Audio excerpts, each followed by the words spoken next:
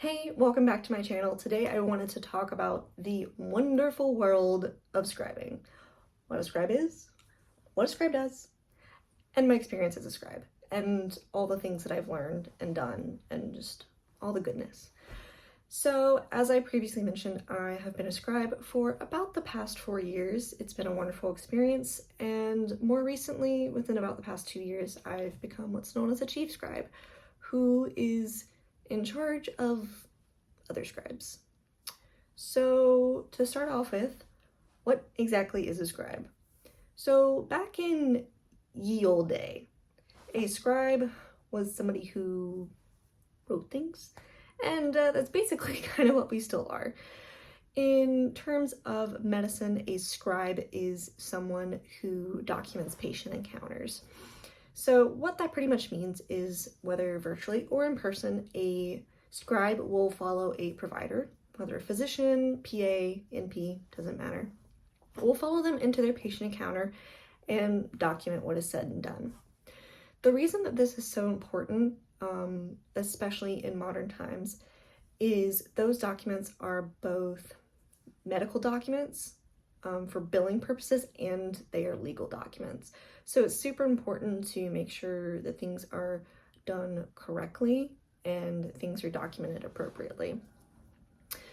Also, it's just a bunch of paperwork. So we help our physicians get back to their lives pretty much without having to worry about stacks and stacks of charts when they get home. Now, it's not actually stacks of charts. Everything is pretty much done electronically these days through what's known as an electronic medical record, or an EMR for shorthand. And so everything that we do is on the computer. So how scribing actually works, and what we're pretty much doing on a daily basis for every single patient, is we will go into an encounter. We will sit there, listen, document what's being said, and then at the end we will produce a full document or note.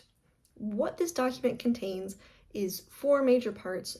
No matter what kind of medicine you are doing, pretty much any note that you will write will contain a semblance of these 4 parts. So the first part is going to be your history of present illness, or HPI. Basically what this is everything that the patient says. It is their story. It is everything that has happened to them. It's why they're here now. So that's basically what it is. This is typically written in a paragraph format, and depending on your specialty, the length of your HPI can vary. For the ED, I maybe write 2 paragraphs depending on if there's separate issues that are completely unrelated, or say the patient tells me one thing and then the family member tells me a completely different thing. Maybe I'll do that, but say like with my infectious disease team, because they're very much a detail-oriented specialty, I will write sometimes 5 paragraphs.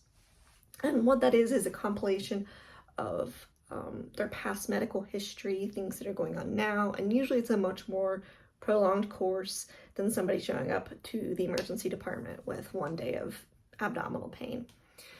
The next part is going to be your review of systems, or ROS, and basically this is kind of like a checkbox, saying yes or no to certain things. Yes, chest pain, no chest pain, yes, vomiting, no vomiting. It's just a checklist, basically marking off all the things that the symptoms that the patient does or does not have.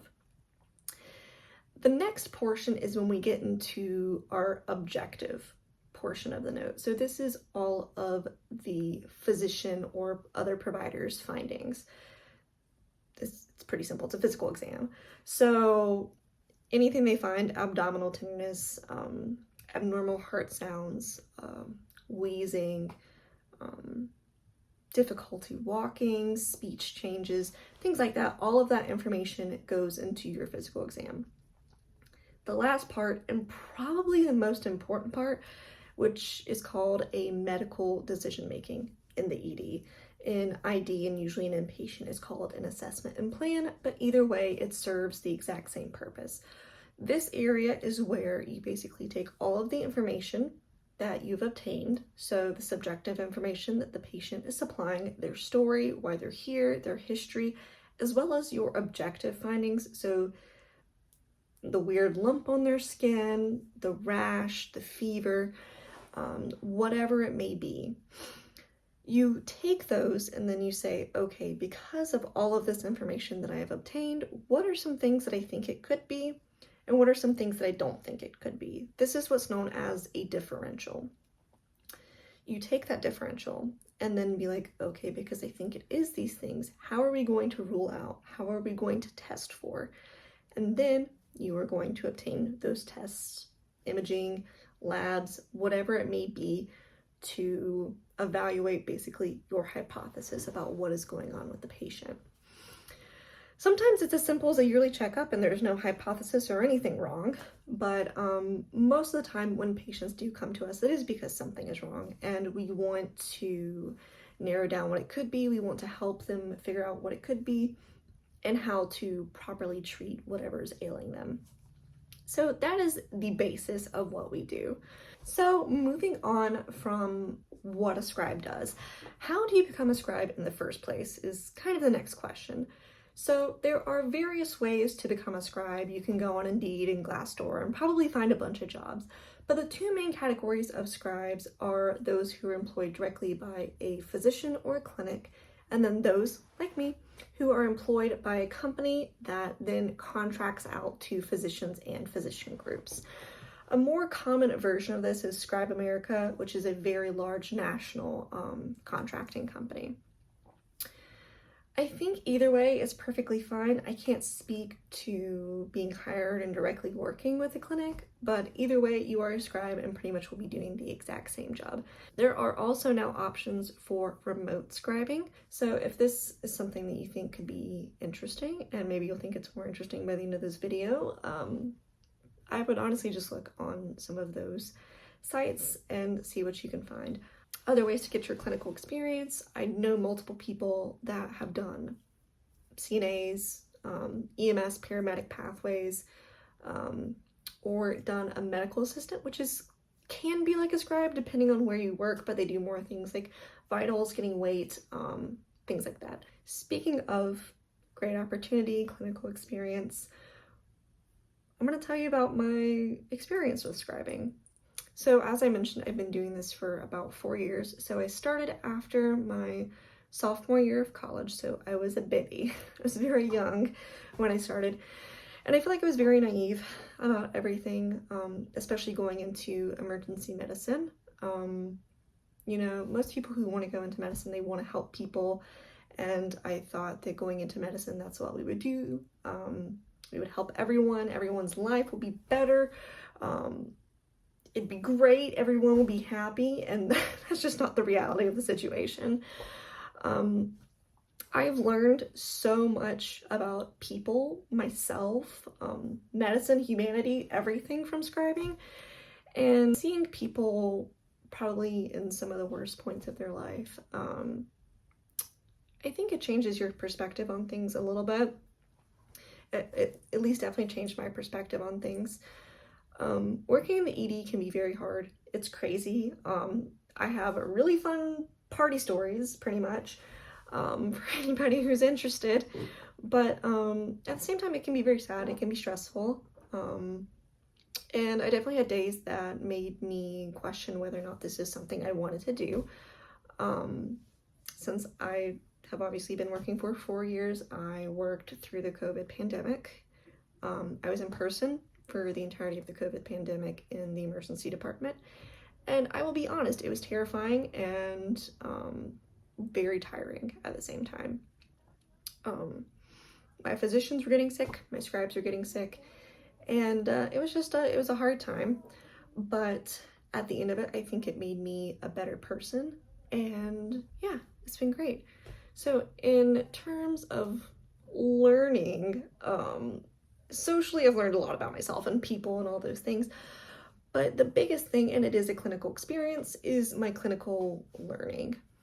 I, over the past 4 years, have accumulated a vast amount of medical knowledge, just clinical knowledge, particularly in terms of physiology and things like that. I still have no idea what I'm doing. But in terms of clinical medicine, I feel very confident in like what I know, and it's very rewarding to be able to have competent conversations with residents, fellows, attendings, and be able to understand what's going on, and even be able to talk through reasoning of why we're doing things for certain patients. It's just a fabulous environment, unlike other clinical experiences, like EMS, being able to put in IVs in, and you get to talk to patients and interact with patients. But I don't think you get the same in-depth learning. So as I mentioned, like the medical decision making, the assessment and plans, that is really like the most important part of the note. And when you're working as a scribe, that's what you get all of your learning from, because you get to talk through your reasoning of why are we doing these things? Why are we running these tests? Why are we using this antibiotic instead of a different antibiotic? Why are we using an antiplatelet medication instead of like an actual, your anticoagulant? You get immersed into their world, and just the amount of learning that goes on is ridiculous. And also just making friends with physicians and realizing that they're humans too is probably the best thing ever. I can confidently say that my physicians and my fellows are some of my best friends. They we're just friends, and it's such a fantastic feeling, because when I was younger, I had physicians on such a high pedestal, and don't get me wrong, like their knowledge and like what they can do is absolutely insane, but I had them up on this huge wide pedestal, and it made me feel like I could never get there. They were like so far above me, and they're just people. And I think that was the greatest experience of scribing, was getting to talk to and befriend and learn from these physicians. And it just made medicine feel so much more human. And I think that's like my biggest driving factor now, why I want to pursue medicine, is it's a very human science, and I love that. So if you have any questions about scribing at all, how to get started, things like that, please just leave a comment below. Or if anybody has any other scribing experience about EMS, EMT, paramedic type of stuff, CNA type of stuff, and getting your clinical experience for PA, med school, whatever have you, just like drop a comment below, and we can all have kind of a conversation about our experiences. So after a long day of scribing, I'm now talking about scribing, and I hope you all enjoyed it, and until my next video, goodbye.